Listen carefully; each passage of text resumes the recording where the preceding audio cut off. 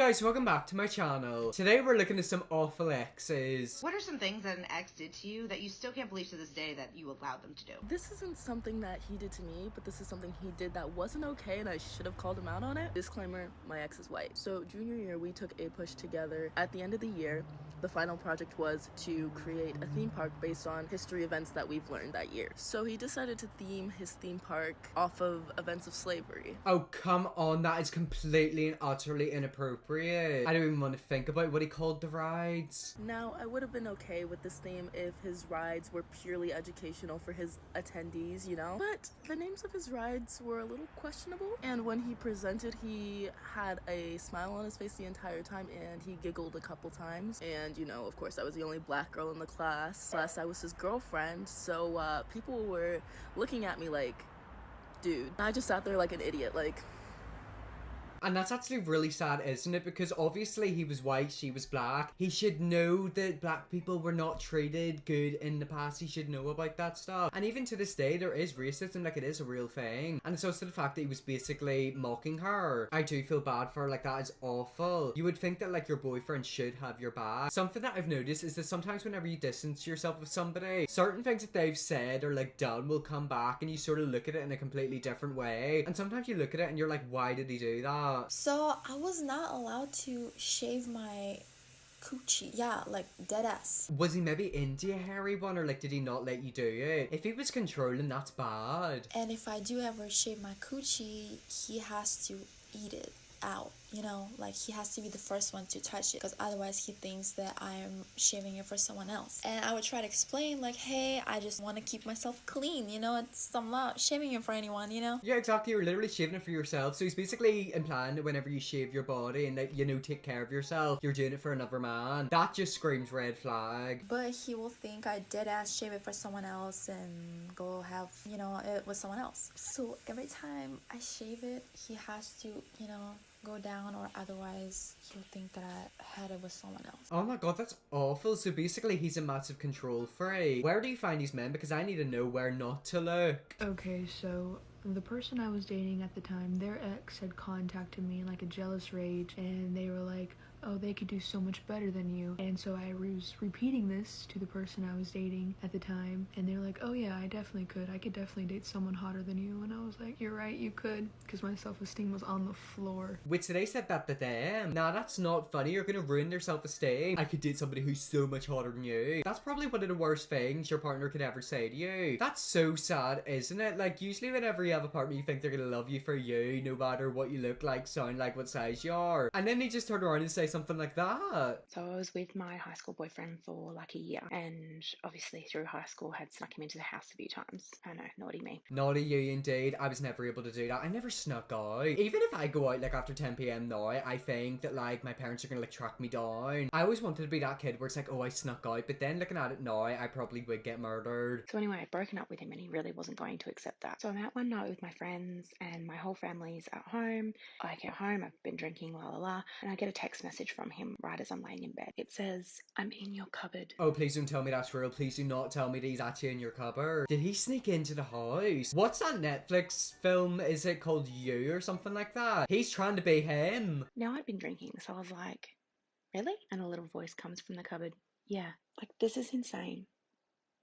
Insane. It's not insane, that is dangerous. Like, that's actually dangerous. So I think she dumped him and he didn't want to accept that, so he literally snuck into her house, so basically broke into her room. I really hope you did cut him off, sweetheart, because that is like major red flag. Like, if he's able to sneak into your house, what else is he able to do? And dumb little 17-year-old me let him stay the night. What is wrong with teenagers? You know how I was telling you about whenever something happens and a few years later you think about it and you're like, what was going on? That is the exact situation that she's in. So basically she broke up with the boy. He didn't accept that. Whenever she came back from a night out, he was hiding in her cupboard. Oh my god, that is awful. Yeah, I allowed him to have me as his side chick for almost 2 years after our relationship ended. During my almost 2 years of faithful side chickery to this boy, I allowed him to tell me what I could or could not say to him, or if I was even allowed to date other people. So basically, he controlled you, he liked controlling you. I've noticed that with quite a few guys, like they like having control. They kind of like being like a big alpha dog and like their girlfriend is like a little chicken. They control basically what she does, what she listens to, how she dresses. It's quite scary, isn't it? This relationship resulted in me cutting class,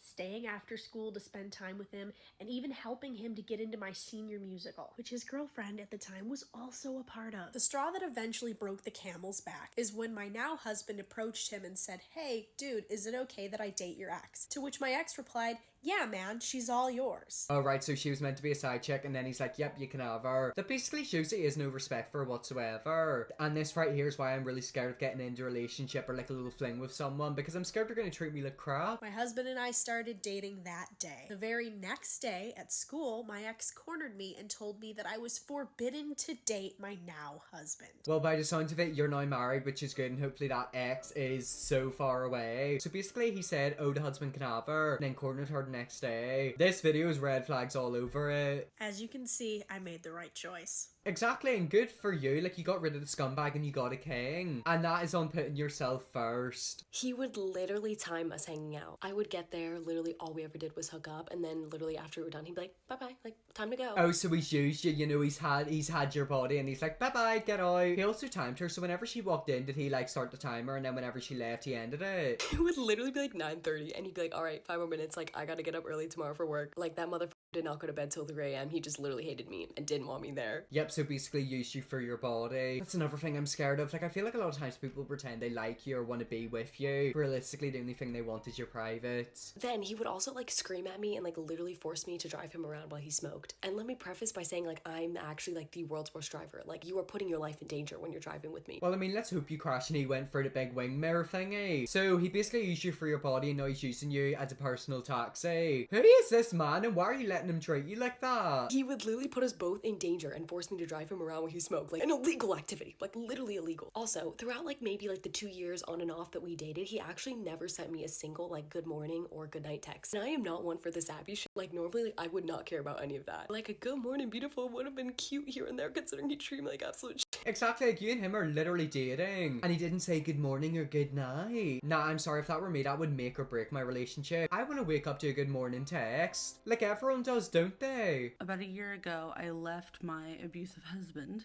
and I wasn't allowed to have a card to our bank account that had my name on it. There were 2 cards, and one of them was always in my possession, but it had his name on it. My name wasn't allowed to be on it. Okay, so he's basically controlling, and it's like, I have all the money, like I'm in control. I've noticed that a lot of these boyfriends like to have control. It goes back to my point about being the alpha dog. They see themselves as a big alpha dog, and the girlfriend basically, you know, does stuff for them and is like, not, I don't know how to put it into words. They basically treat her as if she was like a slave or like a second-class citizen. I wasn't really allowed to talk about the things that I enjoyed and had fun doing because he just wasn't interested. I wasn't allowed to talk about my friends because he got jealous that they were taking up all of my time. I feel so bad for, like, she must have dated one wacko narcissist. So basically she's not allowed to be happy. Yet again, where'd you find these awful men? Because I need to figure out where not to go. When I was 18, I moved to a new town to date this guy that I've been talking to for a few years. I was trying to make friends. This one girl asked me to go out for dinner, but I didn't drive, so I asked him for a ride to her house so we could walk to the restaurant for dinner. He took some convincing, but he eventually drove me there. As soon as we got to the front of her house, he locked all the car doors, drove slowly by so she could see that I was outside, and then just continued to drive me home and said, no, you can't go out for dinner with her. Wait, so you literally drove her there, locked the car doors, let the friends see her, and then drove her home? What's the reason for that? Like, did he think she was going to like hook up with her? I mean, that's sort of understandable, but like, don't drive her home, just like ask her, be honest, like say, is this why you're here? Then she texted me saying, why aren't you getting out? And I said, oh, he locked all the car doors and took me back home. Like, that was a completely normal thing. But anyways, I stayed in this relationship for another year and a half, and whew, Whew, that's probably why I have squishmallows. We can tell it wasn't a good relationship. Getting out of a toxic relationship is probably one of the hardest things you could ever do. If you're with someone for so long, like they play so many mind games with you, they always make themselves as like the victim and like you're the perpetrator. And that is why I'm scared to get into a relationship, because I'm scared of falling in love with someone like that. I allowed him to brainwash me into believing I had to have an exorcism because I had a demon inside of me because I wanted to leave him. Right, you know how I was talking about how they make you feel crazy and make themselves a victim? This is a prime example. An exorcism! And I may have fell for it. He may have held me down. He may have chanted some words that made absolutely no freaking sense. May have been one of the craziest moments of my life. But man, I still can't believe that. Like to this day. I mean, you don't know what he done. He could have put a spell on you. If I were you, I'd go and get another exorcism. So he apparently brainwashed her into thinking there was a demon inside of her. I mean, if someone pisses me off, a right demon comes out of me. Cheat on me with a child off RuneScape. Make me go to a party 4 hours after my grandfather died. Give me a 2-hour silent treatment in the car ride home after I had a panic attack at a festival. Did I already talk about the grooming of minors on RuneScape? Because there was multiple. Call me crazy when I knew it was going on. Manipulate me about money and make me feel absolutely worthless if I made less or more than he did. Made me suppress my sexuality and not tell anyone that I was bisexual. Oh, and my favorite one of all. I bought him tickets to our 7-year anniversary to go see I Prevail front row. And I was a little dehydrated, so I ended up passing out. And when I woke up in the security guard's arms, I asked where my boyfriend was, and he said he stayed in his seat. And I watched from the sidelines him enjoy his front row seat, not knowing where I was, with his phone turned off. And then he yelled at me on the car ride home. And she had to put up with stuff like that for 7 years. That is like that TikTok video where it's like another one, another one, another one. So he was basically a pedo. He made her go to a party 4 hours after her granddad died, and overall he was just awful. Oh my god, that is one toxic boyfriend. Anyways guys, that's where I'm gonna end the video there. If you're new, press the big red subscribe button, and yes, I'll see you all in my next video.